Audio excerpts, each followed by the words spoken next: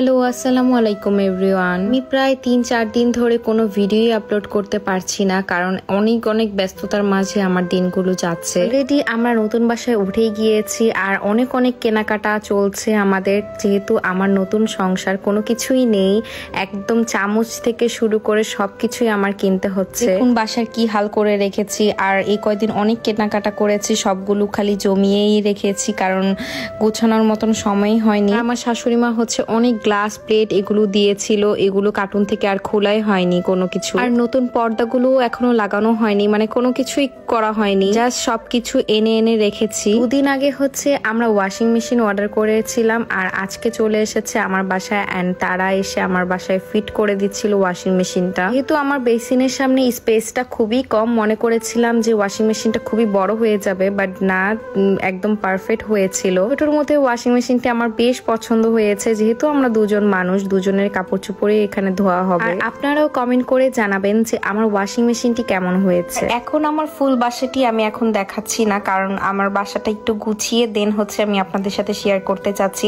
আর এই fry pan গুলো হচ্ছে আমি কিনে এনেছিলাম, এখন জাস্ট হচ্ছে এগুলোর উপরে যে কাগজগুলো আছে এগুলো আমি কাট করে রেখে দিচ্ছি। আর এগুলো হচ্ছে মশলার কৌটো, আমি হচ্ছে ডালের কৌটো অনেকগুলো কিনেছি, সব কিনে খালি এতদিন জমিয়েছি। তো বাসার সবকিছুই সাদা, এই জন্য হচ্ছে আমি এই প্লাস্টিকটা বিছিয়ে দেন হচ্ছে জিনিসগুলো রেখেছি। আর এইগুলো কিনতেই হচ্ছে কতগুলো টাকা আমি শেষ করে ফেলেছি। আসলে সংসার অনেক কঠিন, যতটা সহজ করে দেখি ততটা সহজ না। আমি আম্মুকে দেখে বলতাম যে তুমি সারাদিন এত কি করো। আমি বুঝি যে সারাদিন কাজ করলেও যেন সংসারের কাজ একদমই শেষ হচ্ছে না। আমি এমন একজন মানুষ যে এলোমেলো একদমই দেখতে পারি না, সবসময় সবকিছু আমি পারলে গুছিয়ে রাখি। যখন আমার বাবার বাসায় ছিলাম আমি সবসময় আম্মুকে হেল্প করতাম, আমি সবকিছু গুছিয়ে টুছিয়ে রাখতাম। বাবার বাড়িতেও কিন্তু মেয়েদের একটা সংসার থাকে যেখানে তার নিজের মতো করে সে সবকিছু করতে পারে। তো বিয়ের পর এখন আর নিজের মতো করে সেই ঘরটা নিয়ে ভাবনা চিন্তা করি না, এখন হচ্ছে সংসার নিয়ে খুবই ব্যস্ত হয়ে গিয়েছি। আমাকে অনেক আপুরা জিজ্ঞেস করে যে আপু আপনার কি কষ্ট হয় না, আপনি আপনার বাবা মাকে ছেড়ে এত দূরে আছেন? অবশ্যই আমার কষ্ট হয়, আমি একজন মেয়ে, আমি একজন বাবা মায়ের সন্তান। প্রতিটা মেয়েকেই তার বিয়ের পর নিজের ঘরটাকে ছেড়ে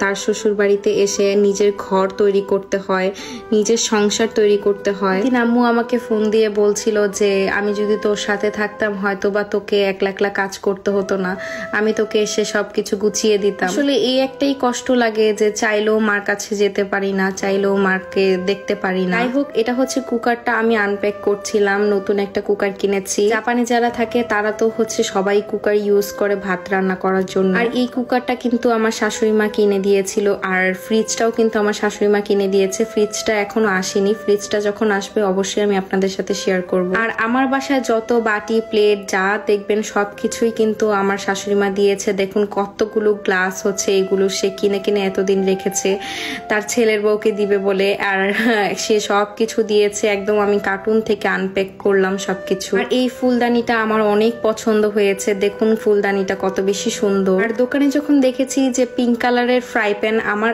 এত পছন্দ হয়েছে, আমি না নিয়ে আর থাকতে পারিনি। আমি মেনলি এগুলো নিয়েছি ডিম ভাজার জন্য। আর এই প্লেটগুলো হচ্ছে আমার শাশুড়ি মা দিয়েছে, প্লেটগুলো একদম ইউনিক ছিল। পর সন্ধ্যাবেলা কাজ শেষ করে হচ্ছে তার ফ্রেন্ডরা এসেছিল, তার ফ্রেন্ডের ওয়াইফ এসেছিল। মেনলি হচ্ছে আমরা নতুন একটা বিছানা কিনেছি অ্যামাজন থেকে। পুরো বেডটা কিন্তু হচ্ছে একদম পার্ট করে খোলা ছিল, মানে দেখুন কত পার্ট, মানে একদম ছোট করে একদম পার্ট ছিল।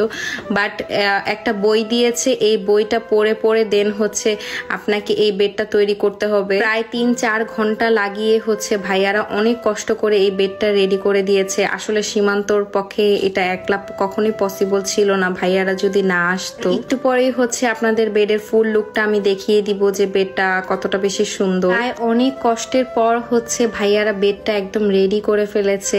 আর এটা হচ্ছে ম্যাট্রেসটা দেখেন কিভাবে এসেছে, একদম চুপসে এসেছিল। জাস্ট পলিথিনটা খুললেই হচ্ছে এটা ফুলে যাবে। দেখুন জাস্ট পলিথিনটা কাটা শুরু করেছে আর আস্তে আস্তে বাতাস বের হচ্ছিল আর একদম ফুলে বের হয়ে গিয়েছে। একটা জিনিস হচ্ছে কার্টুনে করে এসেছিল, বাট আমরা ফার্স্টে ভেবেছি যে ম্যাট্রেস দেয়নি, বাট যখন আমরা খুলে দেখেছি যে না ম্যাট্রেস আছে, একদম চুপসে দিয়েছিল। আর ভাইয়ারা আসবে বলে হচ্ছে আমি ভুনা খিচুড়ি করেছিলাম আর আমার ননাস হচ্ছে গরু মাংস করেছিল। এগুলো দিয়ে হচ্ছে আমরা সবাই রাতের বেলা অনেক মজা করে খেয়েছি। এই প্রথম কিন্তু আমি এতজনের রান্না করেছি, সবাই বলছিল খেয়ে অনেক মজা হয়েছে। কয়েকদিন আপুর বাসায় থেকেই হচ্ছে আমরা এখানে গুছিয়েছি।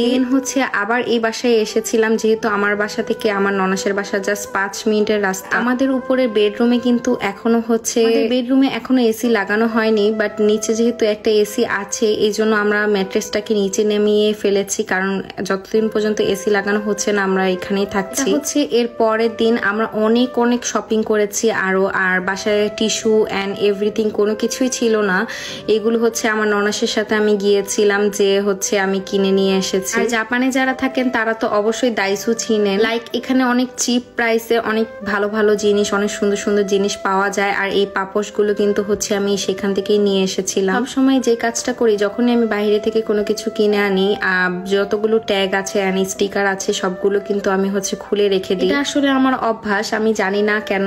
আর সবকিছু বের করে আমি দেখি। টিস্যুর হোল্ডার থেকে শুরু করে যাবতীয় যত যা আছে সব কিন্তু সেদিন আমি কিনে এনেছিলাম। এটা হচ্ছে কিচেন টিস্যুর জন্য একটা হোল্ডার কিনেছিলাম, আর যত যাবতীয় ঘর সাজানো জিনিস আছে সবকিছু সেদিন কিনেছি। জগও ছিল না, এই জগটাও কিনেছিলাম। এটা হচ্ছে আমার ডালের চামচ। এই কিছু কিছু জিনিস নিয়েছি ডেকোরেট করার জন্য। যখন হচ্ছে ডাইনিং টেবিলটা কিনবো, ডাইনিং টেবিলের মধ্যে ভেবেছি যে সুন্দর করে ডেকোরেট করে রেখে দিব। এই যে প্রথমে বলেছিলাম যে আমার বাসায়